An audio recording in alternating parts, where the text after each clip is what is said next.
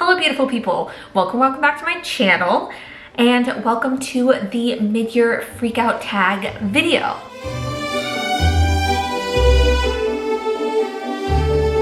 Now I did this video for the first time, Pumpkin says hello. I did this video for the first time last year and I honestly can't believe we are halfway through the year of 2025. It's kind of crazy.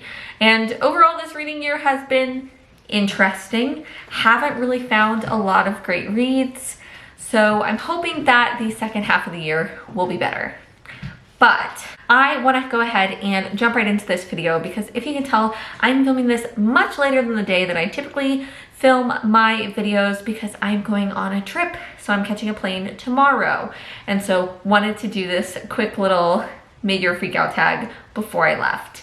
And I will put all of the questions down below in the description box. I got them from Murphy, I'm hoping I'm pronouncing her last name right, but from Murphy Napier's channel, where she also put them down here. So I'll link her video and then I'll also put all those questions down there if you want to participate in the mid-year freakout tag as well. So without further ado, let's go ahead and jump right in to the prompts.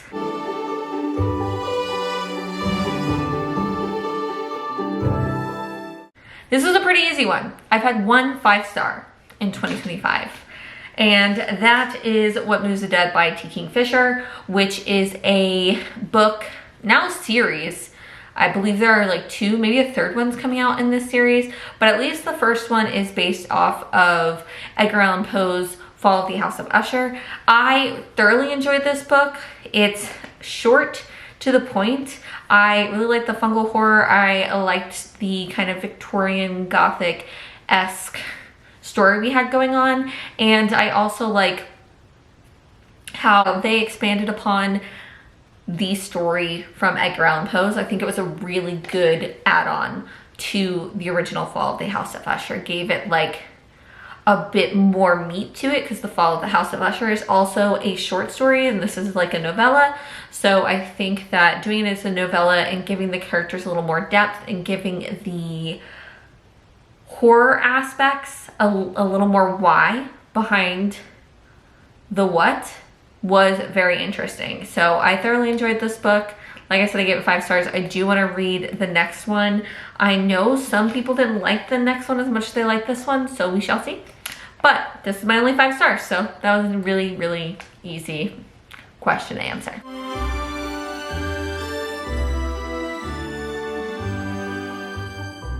I have read a couple sequels. I don't know if any, like none like were fantastic, but I think if I had to pick one, I'm going to say The House Witch Volume 2 by Delemhach.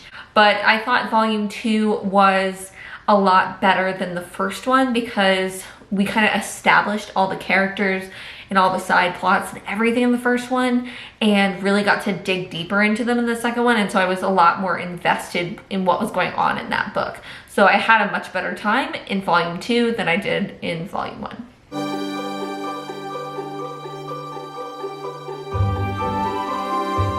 And that is actually going to be the Emily Wilde's Compendium of Tales. If you saw, I got the FaeCrate editions of these books. So I'm actually intending to reread all 3 books in the series because I've already read Emily Wilde's Encyclopedia of Fairies, Emily Wilde's Map of the Otherlands, and Compendium of Tales came out in February, I believe, of this year. And so I was waiting to get all 3 of these before reading the 3rd one. And so I was thinking I might just do like a spoiler-filled vlog where I reread the first 2 and then finally read the 3rd one. So I am looking forward to doing that sometime in the near future.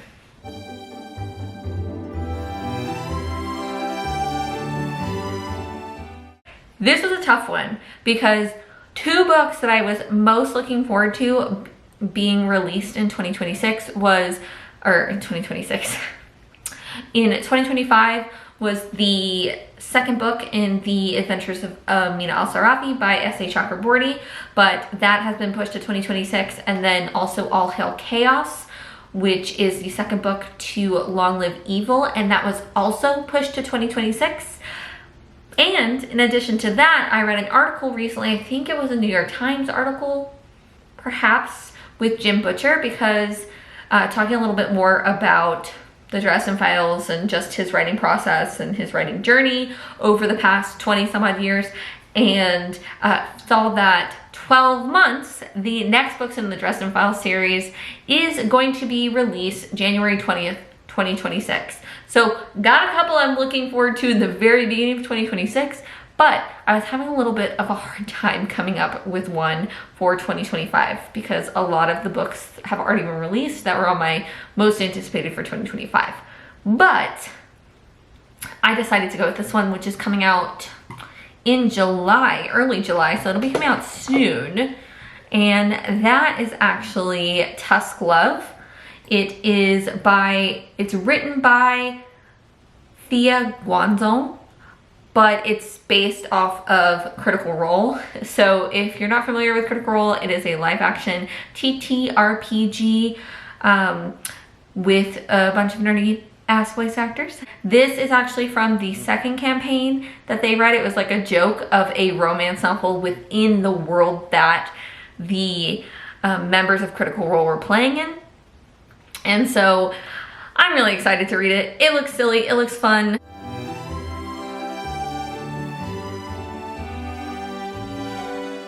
I will have to say it was Little Women by Louisa May Alcott, because I love the movies and really love the stories that I've seen cinematically, but I was so entirely bored by Little Women. It just wasn't for me. We will be sticking with Miss Austen,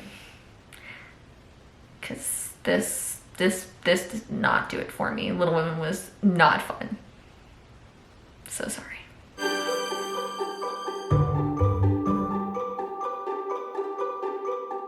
I had a hard time with this one, but I ended up kind of cheating here where I picked a series. So I chose Flings and Corset Strings series by Tessonja Odette. It is a fantasy romance set in like Victorian England-ish with fairies, and there are 2 books currently, and I just randomly picked them up on KU back in the very, very beginning of this year, and they were just a real fun time.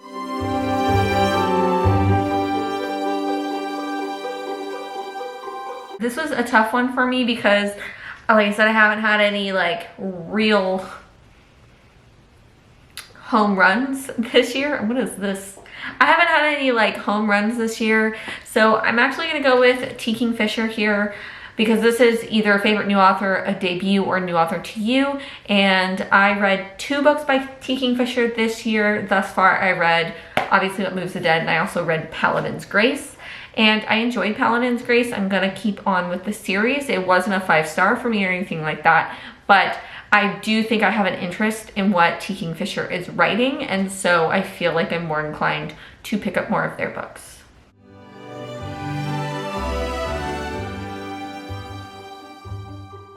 I know a lot of people don't like to answer this question, but I kind of think of this as more like new fave male lead from a story. Maybe not just like crushing on him, but somebody I enjoyed.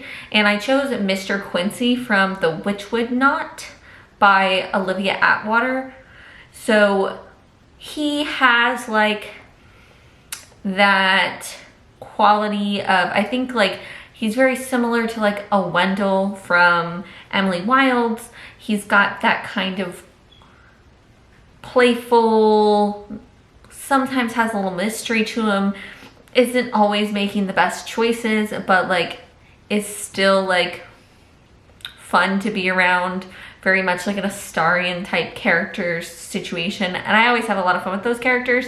So I really enjoyed his storyline in the Witchwood Knot, and just finding a little bit more about him and just his whole interactions with Winifred in that book. So he was the one that came to mind out of everybody.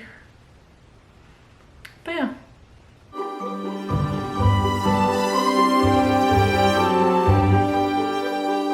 there's nobody who I've like really grown attached to. So hopefully we will find somebody in the second half of this year.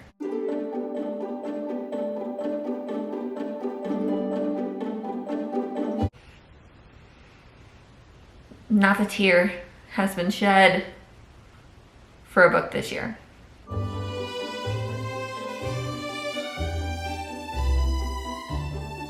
This is another tough one. I went actually with She Doesn't Have a Clue by Jenny Elder Make. I'm so sorry.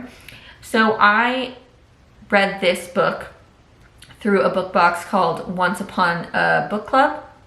Yes, Once Upon a Book Club. And they send you, not only do you get a book, but you get like items that kind of correlate to the story. And once you hit the page for that item, you unbox them. I'll link that video down below if you're interested in it. It was just a really fun reading experience.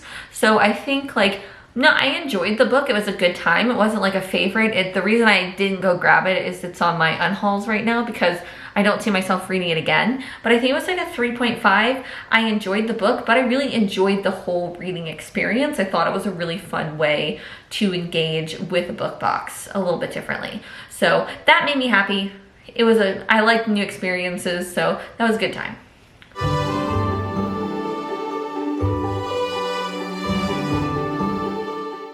I mean, I definitely love my editions of the Emily Wilde series, but I think the most beautiful book I will choose this year that I've bought was House of Frank by Kate Sinclair that I picked up from FaeCrate. So you'll see here is the dust jacket. I know I've shown this on a video, but I have no idea where, but I love the hardcover. So pretty. All the foils and such, and the greens, so nice. I actually read the arc of this, so I didn't have the book, and so now I have this beautiful copy of it with like the stars, and it's got these beautiful lined edges. It's just a really pretty book, and so I was really excited to put that on my shelf.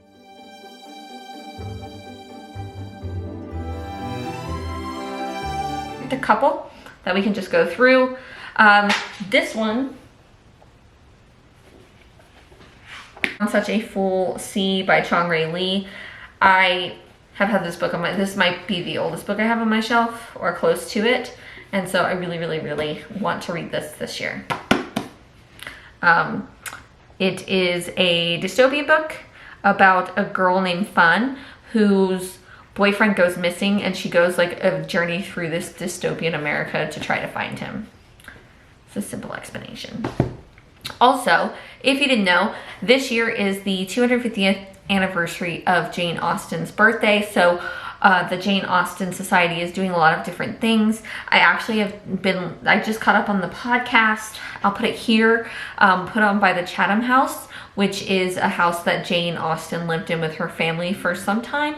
And they have like the museum there, and it sounds really cool, but they've been doing a year with Jane Austen, and every month they release a new like 20-minute episode that kind of talks about what it's like there that time of year, kind of correlates it with books and like influences that Jane might have had with her books. So with that in mind, I have Jane Austen, A Brief Life by Fiona Stafford. So I think it'd be really great if I could read this one by the end of this year, since it is the 250th anniversary of her birthday, and I reread all of her books last year. So I have thought about rereading Pride and Prejudice too, which I might, but I think it'd be fun to pick this up. Additionally, I have Fledgling. I started it, was a little like, whoa. When I started the book, I was not expecting it to go so dark so quickly. So I kind of put it down for the time being, but I do want to finish this book. I maybe read it for Summerween, or maybe just read it in the Halloween season. I think I said, by Octavia E. Butler. It's a book about vampires. I mean, more than that, but just for brevity. And then finally, a book that I definitely want to make sure I read this year is the second book in the Chain of Brass. What am I? Oh, this is Chain of, what am I talking about? In the City of Brass series. So that's The Kingdom of Copper by S.A. Chakraborty. I loved A City of Brass. Amina Al-Sarafi was my favorite book of last year. So I'm excited to go ahead and read this one and then finally pick up the third one and finish the trilogy. So that's really fun. But those are the 4 books that I kind of picked off my shelf on my TBR that I really like to finish this year. And we're done. Don't you love it? Like I said, I'm gonna go ahead and put all the questions down in the description. So if you wanna share your answers with me in the comments, feel free, or if you're making your own mid-year freakout tag video, let me know. I'd love to check it out. And thank you so much for watching. If you enjoyed this video, feel free to give it a thumbs up. And if you wanna stick around for more Bookish and Nerds content, I upload every Friday. And until next time, I hope you read a good book, hope you find some joy, and most importantly, I hope you do something to make the world a better place, and I will see you in my next one. Bye!